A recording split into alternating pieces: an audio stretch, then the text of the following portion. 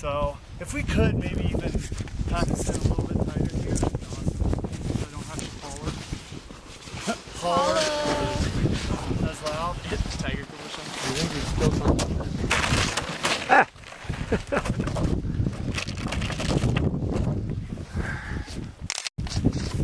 So some winter campsite selection considerations. So what are some considerations you think we would have in choosing a winter campsite? Was it an avalanche area? Oh, that's a good one. Let's have a visual for that. I like that one of the sheep falling off the cliff. What the percent slope is like, or the grade is like. Yeah, Agreed. exactly. So yeah, you don't want to set up in avalanche terrain, right? Mm-hmm. What else? Wind, yep. So sheltered from wind. So what are we going to be looking for? We want to be out, you know, in the middle of the big that? field. No. No. You. So where's going to be a good site to be? In the trees. Yeah, but what are we going to be looking for if we are in the trees? No open spots. What's that? No dead ones. Yeah, no dead ones. Yep. If you can find a nice open spot in the trees, Not in Colorado anymore. it's going to be pretty, you know, it might be a nice spot for you, but yeah, you always want to look for dead trees, looking for dead trees before you go into your spot, because, you know, it's nice to be sheltered from the wind, but if we do get heavy wind, we don't want these trees to snap, obviously, and fall on our shelters and kill us in the middle of the night. It literally happens in Colorado like once a year. Lodge poles are really shallow rooted. Yeah, and the lodge poles are beetle killed as well. Fortunately, we have a bunch of spruce and fir up in here, and not so much of that those lodge pole pines. What else? Do we need to follow the leave no trace as far as how far from waterways, or not any of that when you're? Heck yeah, that's a great one. Yeah, so It's 200 feet or 100 yards? you know, it varies in different manuals what you see, but like if I'm camping in the summer and I'm, you know, looking for it as my water source, you know, you need it as a water source. So 100 yards is good, which is 300 feet, or, you know, 200 feet, whatever you can get, but starting at about 200 feet. And if you can get a little bit further and still be close enough to your water source to get good water, all the better. And yeah, in the winter here, we do have these creeks. We're kind of in spring-like conditions, and this stuff's flowing. We just don't want to leave a bunch of our human mank near this creek, so that when it starts running in the summer, does anyone know why we don't camp near the creeks and the ponds and the rivers and the lakes if we can avoid it? What animals? Well, that's, yeah, potentially. Bears. Potentially. Beavers. Think about what we're doing, not what it's doing to us. Oh, we're putting waste in Yeah. Fish. Yes, there you go. I was always wondering if we're like by a water source and like a river or something. We always boil the water anyway, right? Oh, absolutely. So you get all the Kemp or the it. Yard, bad. Yeah. Yeah, because my teacher said he drank from the A Basin stream up there in Gacciardi. Yeah. Yeah. So what's happening is if we're camped right on a creek, even here in the winter, because when the snow all melts down, it's going to go in the creek too. So this creek supports a community of microorganisms and even larger, you know, fish, frogs, little amphibians, and things like that. So if we leave a bunch of human mank, the cubic feet per second flow in this thing is so small that we could leave potentially harmful. Is this guy stumbling in the camp? I gotta come with you. Super tight. Yeah, we could leave potentially, you know, things that are going to potentially harm the microorganisms that live in the creek, and harm the ecology of the creek. So in a huge river, it's just the opposite. There's enough water that we can dilute it. So like when we go down the Grand Canyon, where do we pee in the Colorado River? Right in the river, yeah, because dilution is the solution to pollution.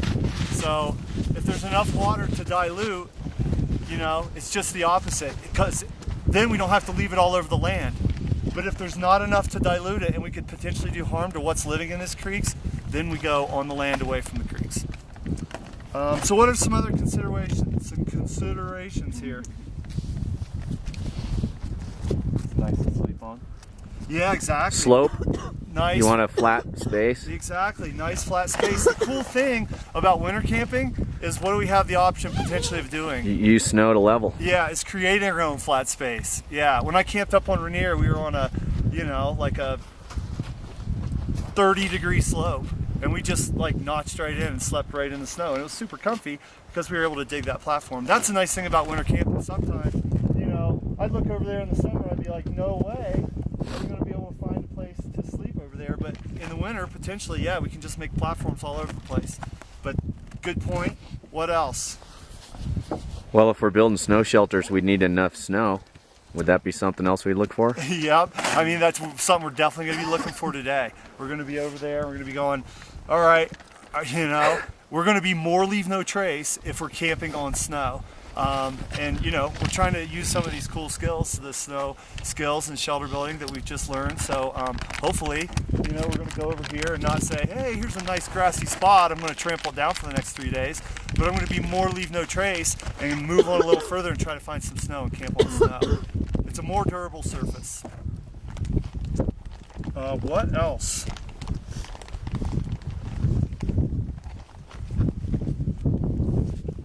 We just want to be off the main trail. Yeah, that's a great point. Yeah, I mean, setting up camp right here, we're gonna have people, first of all, we're kind of an eyesore. And then, we're just gonna get people coming in all day long going, where are you guys? What are you into? And blah, blah, blah. So, I like to be respectful of other visitors and, try to hide away anytime that I can, any trail that I'm on, anywhere I am. On a river corridor, it's not always possible, obviously, but out here, yeah, we have the option of hiding away from other visitors and kind of having our own privacy as well. What else?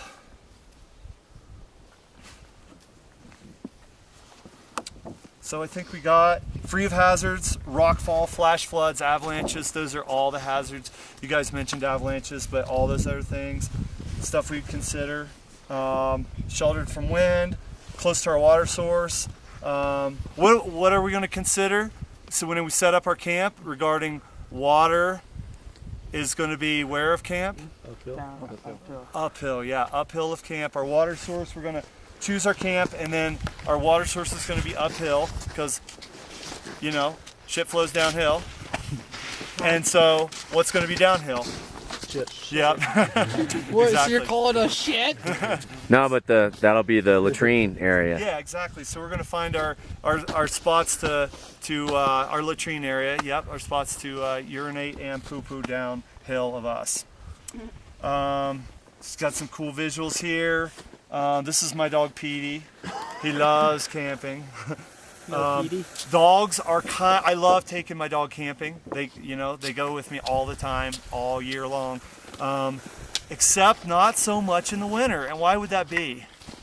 Just because they're a hazard. They could cause avalanches. Yeah, that's true. Yeah, and if you can remediate that, but that is a great point, a potential hazard. What else? They might just not be enjoying. Yeah, they're cold. Thinking of the dogs, yeah, they might be cold. What else? Food and water. On spot. What's that? Food and water. What for them? Yeah. Yeah, potentially. Contaminate. Other There you animals, go. Contamination. Yeah. So we're digging out of the snow to get our water, and this is why the 10th Mountain Division hut system and the Aspen hut system and all that stuff. Dogs aren't allowed in the huts, and when I first heard that when we moved out here, I was like, I can't bring my dog in the hut. That's going to be awesome if we have the whole hut rented. But it's because the water source, even for those huts, is right here, the snow. If you got a bunch of dogs running around, you can't say, hey guys, downhill is where you're going to poop, Petey. He doesn't listen. So, you're just going to contaminate the entire water source all around where you're camped. So you just can't bring them, period? It's not a good idea to bring dogs snow camping. Yeah. Just for that one reason. He goes on a lot of day trips though. And you guys have figured this out pretty quickly. We were starting to get there the other day, like our areas between our backpacks, and we were building our Quincy's. We kind of had these walkways that are stamped out, and these just kind of come naturally. But when we get over here, I like to like survey the whole camp and kind of get together as a group and say, hey guys, what do you think? Like from here to here is one Quincy, from here to here's another one. You know, our latrines here. So we can common walkways and make some nice efficient ones rather than just have everybody kind of slogging through the snow and doing the post holing thing and creating trails everywhere. We can have a nice organized camp with like main super highways from place to place within the camp. It becomes pretty cool. So just something to think about, like, hey, you know, when we get over there, like, you know, what do you think? You want to make a walkway through here connecting these two camps and, you know, stuff like that. You guys learned about how to make kitchens. We're going to try to make, you know, 3 really cool kitchens, wind blocks around. Our snow might be pretty good for packing and making some wind blocks, which will be nice. What else? Anybody think of anything else? We're not going to be building Quincy's today. I don't think we're going to be building Quincy's. Why? I feel like it's too Heat. hot. Nah, I think they're going to collapse. I'd be really, really nervous about sleeping in one of those. It doesn't mean that you guys aren't going to get super creative and just build these. We're still going to go down into the snow, and then we're just going to add tarp as the roof. Okay, and then we'll still do the fancy kitchens and all that sort of stuff. I've got one. I'm not sure if you guys hit this or not, but what if we camp right out here down in the middle? Let's say we're still 200 feet away from that water. What are we? Wind. Well, something that you didn't say. What about all these other hikers around here? Eyesore. Yeah, just kind of an eyesore for everybody else. Oh, okay, great. Yeah. So think about that when everybody gets up here and they look over here. Okay, I call it that ninja camp. If we can do the ninja camp. Yeah. I've had people complain about my tent being a bright color before when I've been camping. As a search and up. rescue specialist, I don't think that's important. I like high visibility. But yeah, if you can tuck it away a little bit, that's another one that I really like to do. Here's another one I didn't think I'd say. It might seem super obvious to you guys. This also happens every spring. You know, somebody comes out here on their vacation in the spring and they go camping and they walk out in the woods a bit and they get right on top of a pond. Like, wow, look at this awesome flat zone. It's covered in snow. They're like, this is the perfect field to camp on, right? And yeah, next thing they know, they're cracking through. It really, literally happens around here. So yeah, just watch out. You're not on top of a stream, lake, river, or pond. You know, free of stones, branches, roots, and cactus. You guys figured that out the other day before you built your shelters? We try to do the probe it out. Yeah, and that's something that even I forget sometimes. I'll just start piling snow on and then I'm like, oh man, I hope we're not like right on top of a gigantic rock. It would really be a bummer to like dig in, you know, pile snow for 2 hours with 10 people and then start digging in and there's like a 10-foot rock in there. It'd be nice if you could roll it out of there and then the spot would be open, but that's not going to happen, right? So, anything else?